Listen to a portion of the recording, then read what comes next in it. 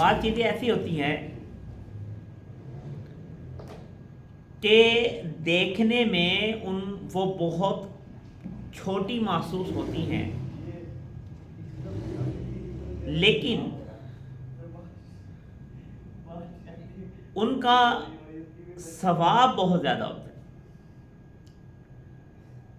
دیکھنے میں چھوٹی ہیں لیکن ان کا ثواب بہت زیادہ ہوتا ہے، اور یہ چھوٹی چھوٹی نیکیوں کے جو مواقع ہیں ہم ان کو گنوا دیتے ہیں، ہمیں ان کا احساس ہی نہیں ہوتا۔ اگر ہم چاہیں تو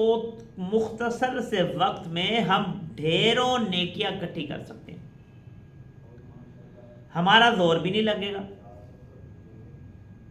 ہمیں کوئی فرق بھی نہیں پڑے گا، کوئی ایکسٹرا ٹائم دینے کی بھی ضرورت نہیں پڑے گی۔ چھوٹے چھوٹے عمل ہیں، اور انہی عملوں میں سے ایک عمل یہ بھی ہے کہ حضرت ابو ہریرہ رضی اللہ تعالیٰ عنہ سے ایک روایت ہے، وہ فرماتے ہیں کہ نبی اکرم صلی اللہ علیہ وسلم نے ارشاد فرمایا، کیا ارشاد فرمایا کہ جب تم وضو کرنے لگو، اب وضو تو ہر شخص کرتا ہے، ہر مسلمان وضو کرتا ہے، ہم 5 وقت وضو کرتے ہیں، 5 نمازوں کے لیے وضو کرتے ہیں، ہم نوافل کے لیے وضو کرتے ہیں، ہم تہجد کے لیے وضو کرتے ہیں، ہم قرآن کریم کی تلاوت کے لیے وضو کرتے ہیں، ہم جنازہ پڑھنے کے لیے وضو کرتے ہیں۔ یہ سارے کے سارے کام ایسے ہیں جن کے لیے ہمیں وضو کرنا ہی ہے۔ تو کیا فرماتے ہیں حضرت ابو ہریرہ کہ حضور اکرم صلی اللہ علیہ وسلم نے ارشاد فرمایا کہ جب تم وضو کرنے لگو تو یہ عمل کر لیا کرو۔ وہ عمل کون سا ہے؟ فرمایا وضو کرنے لگو تو بسم اللہ والحمد للہ، یہ 2 لفظ پڑھ لیا کرو، یہ 2 جملے ہیں، بسم اللہ والحمد للہ، یہ 2 جملے اگر تم پڑھ لو گے تو فائدہ کیا ہوگا؟